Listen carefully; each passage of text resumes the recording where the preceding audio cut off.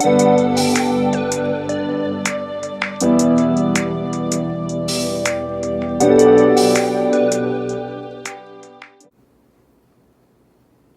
in this video, we're going to go over some of the rules that we can use in probability.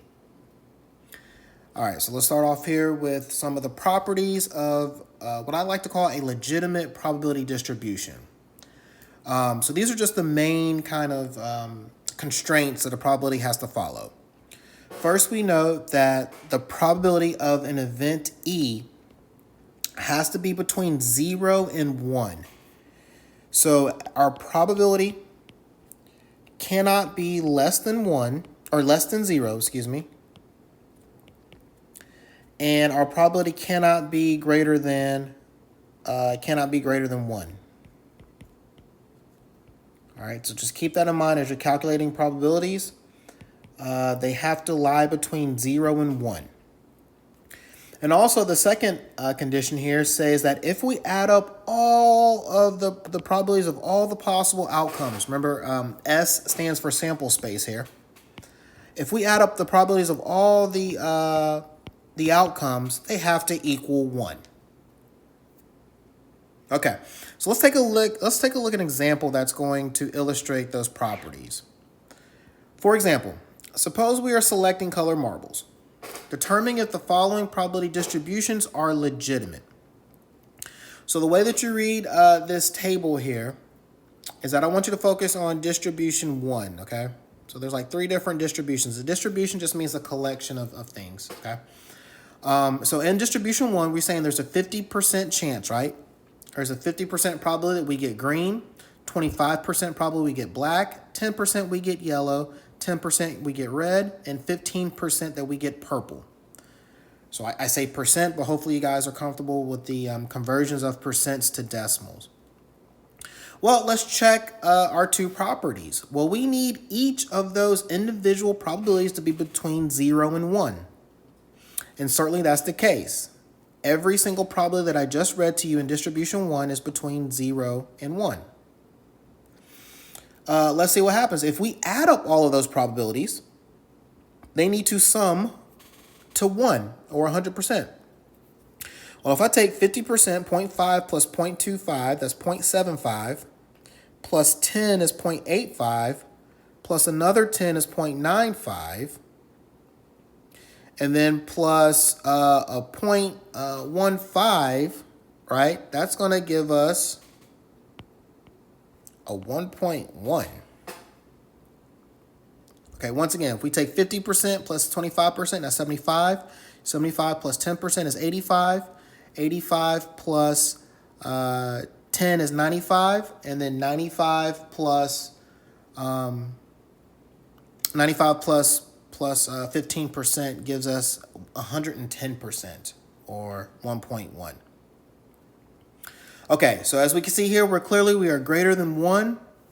Therefore, this is not a legitimate probability distribution. So distribution 1 is not legitimate. That's because the sum of those probabilities are greater than 1. Okay, let's look at distribution 2. Same thing, you're going to calculate those you're going to look at those 2 requirements. So take a second to look through distribution 2, and I want you to tell me, or I want you to think about if all of those probabilities are between 0 and 1.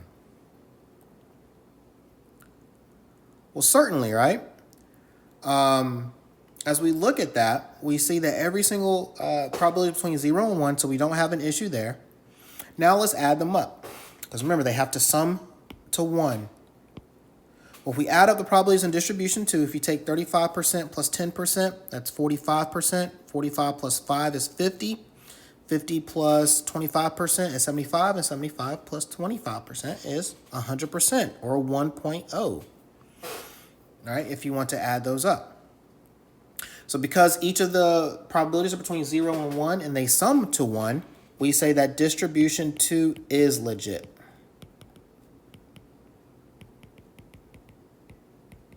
All right. And lastly, as we look at distribution 3, we see off the bat that that's not going to be legitimate because the first entry, the first probability is a negative 10%. We just said the probabilities can't be less than 0 or more than 1. They have to be between 0 and 1. So distribution 3 is not legitimate. Okay. Even though if we add up all those probabilities, I believe this sums to 1, right? A negative 10% plus 20%, that's 0.10. 0.10 plus 0.15 is 0.25. 0.25 plus 70 is 0.95. And then 0.95 plus 1, or 0.05 is 1. But because one of the probabilities was not between 0 and 1, it is not legitimate. Okay, moving along here. The next concept I want to go over is that of a complement. All right. So consider an event A. The complement of A, which is denoted A, and it's like it has a superscript or a power C. And sometimes instead of a C, you'll see like an apostrophe up there. We call that prime. But anyways, if you see that, that means that we have the complement of A. So what is the complement of A? Remember, A is an event. So A has some of the outcomes from the sample space, but not all of them. So the complement of A is going to be the rest of those outcomes that are not in A, but are still in the sample space. Okay? If you need a refresher on sample space and events and those kind of definitions, please go back to our video on the introduction to probability. But now that we know what A is, we can come up with kind of like a formula. So A, and then A complement is everything that's not in A. So if I take the probability of A and add to it the probability of A complement, I get 100% or 1. Why is that? Because if I take everything that's happening in A and I add to it everything that's not happening in A, that's going to give me my entire sample space. Right? There's only two things that can happen. Either I'm in A or I'm not in A. That encompasses everything in my sample space. And what do we say earlier the probability of the sample space is? We said the probability of the sample space is equal to 1. So that's why if we take the probability of A plus the probability of A complement, it equals 1. Well, if we subtract the probability of A from both sides of this equation here, we're going to end up with this formula, a very useful formula. The probability of A complement is simply 1 minus the probability of A. So if I know the probability of A, I can quickly calculate the probability of A complement. Actually, I can do it vice versa as well. If I know A complement, I can just resolve that equation and get the probability of A. This is something that we use all the time and don't even know that we're doing what's called the complement rule. For example, suppose there is a 35% chance that you select a green marble. What is the probability that you don't select a green marble? Right? So clearly we know, right? If there's a 35% chance that I do it, then 100% minus 35%, which is 65%, is the probability that I don't get the green marble. But let's view that from the context, the eyes of the complement rule. My event A is that I select a green marble. Okay? And I select a green marble. That means A complement is the event where I do not select a green marble.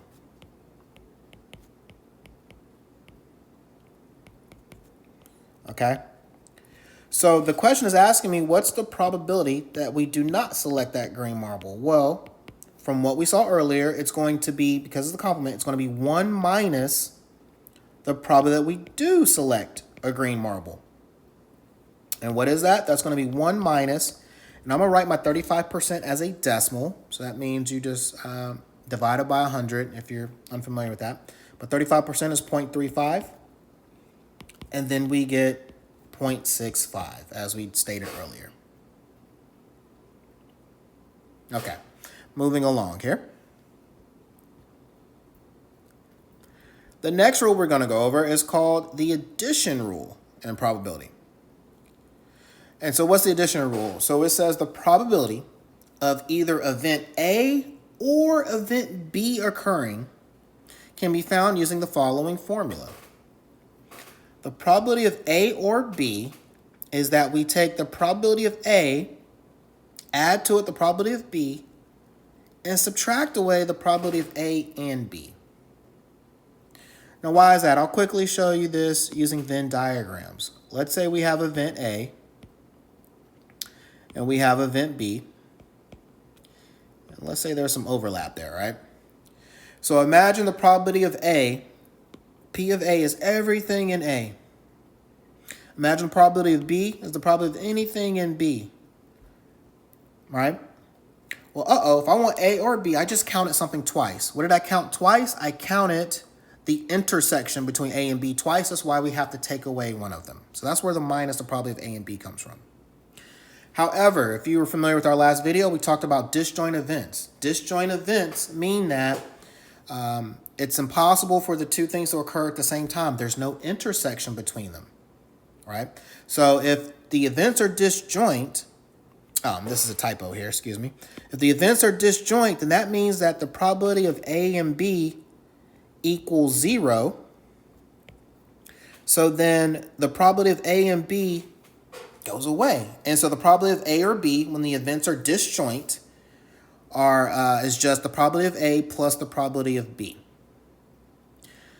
I don't really want you guys to get caught up in, if they're disjoint, this is my formula. I want you to just go through the full formula, and if the probability of A and B just happens to be 0, it just happens to be 0. Let's look at an example here. What is the probability of rolling an even number or a number 3 when rolling a fair die? So a fair die is your 6-sided die that has the outcomes 1, 2, 3, 4, 5, and 6. Okay? So just really quickly, in case you're not familiar with rolling dice, so our sample space, meaning the outcomes when we do this experiment, will either be a 1, 2, 3, 4, 5, or a 6. Okay? All right.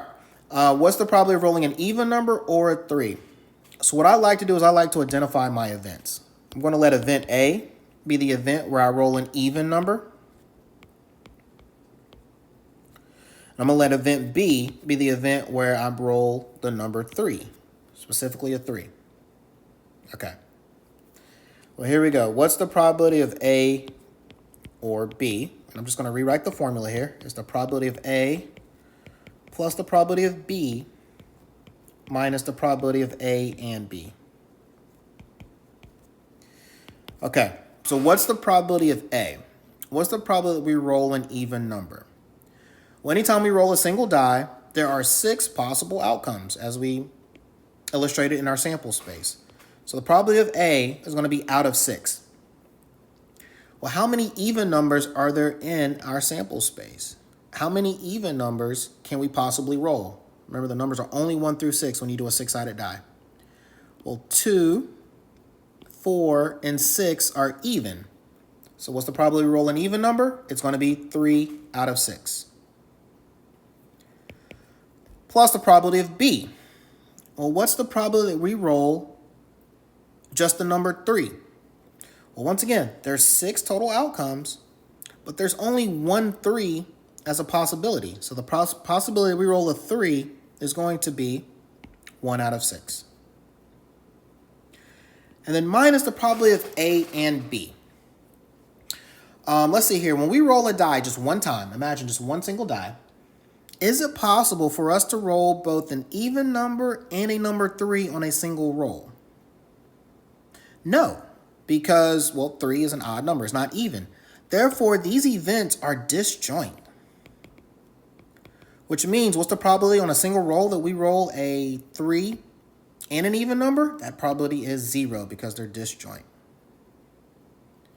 All right, so adding fractions here, 3 over 6 plus 1 over 6. We add our numerators. Since the denominators are the same, we get an answer of 4 out of 6 as the probability of rolling an even number or the number 3. All right, last rule is going to be, let's see here, the multiplication rule. Okay, So if events A and B are independent, so we've talked about that in the previous video. If they're independent, then the probability of both A and B occurring can be found by multiplying, hence the name, the probability of A times the probability of B. We're going to get into a more generic, a more general version of this multiplication rule when we get to the next video. But right now, we're just talking about independent events. Is you just take the probability of A times the probability of B. So here we go. For example, we have a couple parts here. Suppose we randomly selected people and asked them, hey, what's your favorite color? So out of the people that we surveyed, 38% said blue, 36% said red, 16% said black, and 10% said they didn't really have a favorite color. Okay? So what's the probability that we randomly select 2 people that like black? Okay? So even though we don't see specifically the keyword and here, we have to think, okay, there's 2 events happening here if I need to select 2 people that like black. I need my event A to be that the person likes black. Right? The first person likes black. And then event B is that I need the second person to like black. Okay? For me to select 2 people that like black, this is really saying we need the probability of both A and B, which we know is the formula of the probability of A times the probability of B. All right. Well, now what's the probability of A? What's the probability that a person likes the color black? Well, they told us it was 16%, which I'm going to write as a decimal, 0.16. And that will be multiplied by the probability of B, the probability that the next person likes black. Well, that's still 16%. The probability that anybody likes black is 16%. All right. All we have to do now is multiply those 2 values. So let me pull up my calculator. So I'm going to take a 0.16 times 0.16 to give us an answer of 0.0256.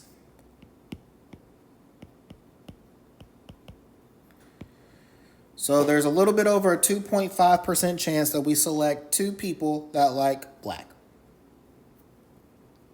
Okay, now suppose we randomly select 3 people. What is the probability that at least 1 person likes black? Okay, so I like to use this notation. I've been using it this whole video, but P stands for probability. What's the probability that at least 1 person likes black? Okay? All right.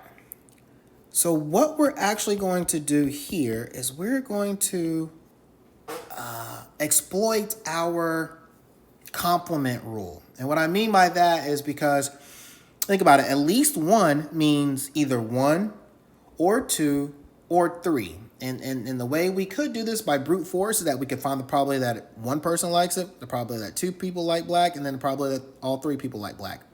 That's a lot of work. If you just do a little bit of work with the complement rule, it's going to save us a little bit of time.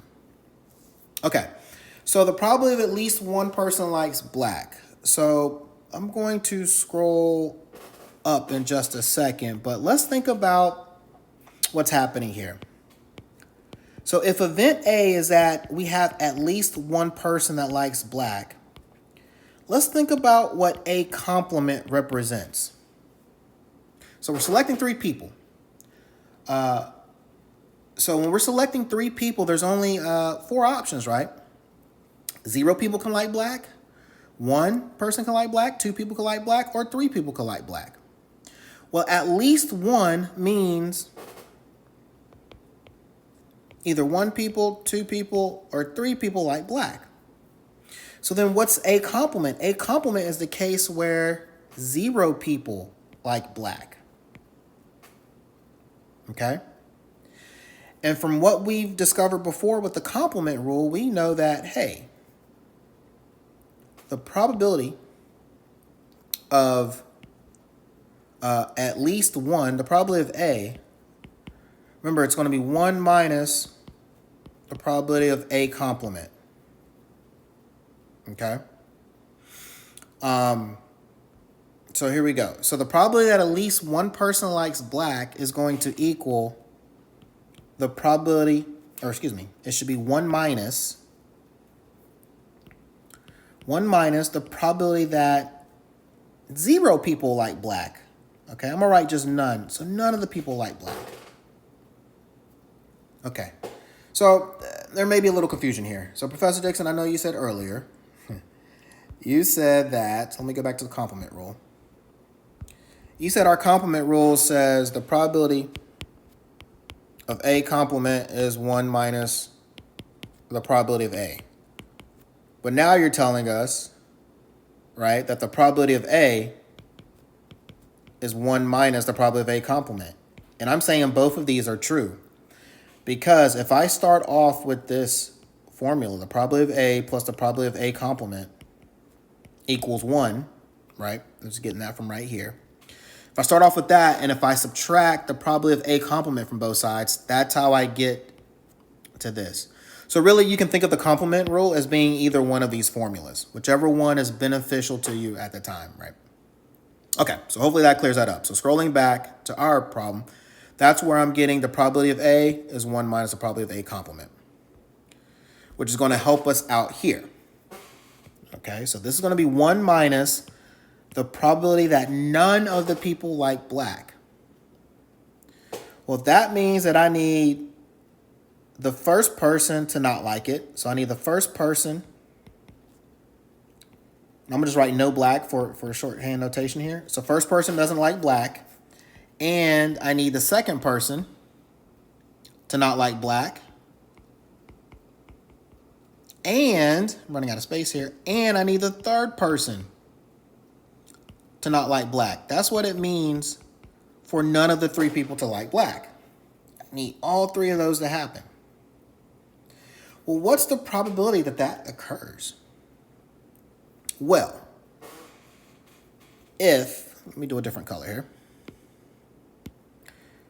We know that, what percent of people like black? We know that 16% of people like black. Okay, so 16% of people like black. That means there is a 1 minus 0.16 chance, which ends up being 84%, 0.84, that do not like black. Therefore, the probability that all 3 people do not like black is just the multiplication rule. It's 0.84 times 0.84 times 0.84. So that means that our formula now becomes 1 minus, and it's going to be the probability the first person doesn't like black, 0.84, times the probability the second person doesn't like black, which is 0.84, times the probability the third person doesn't like black. So that will give us our answer. So let's put that into the calculator. 1 minus, and I'm going to just do open parentheses, 0.84 times 0.84. Or you can say 0.84 to the third power. Either one will work. And there we go. Let's go to 4 decimal places. We have a 0.4073. 0.4073. All right, so there's a little over, or a little under a 41% chance that we have at least one person likes black. All right, I know that one is a bit more involved. Please feel free to rewind and watch this video, but hopefully that clears up a little bit of some of our probability rules, and I will see you in the next video.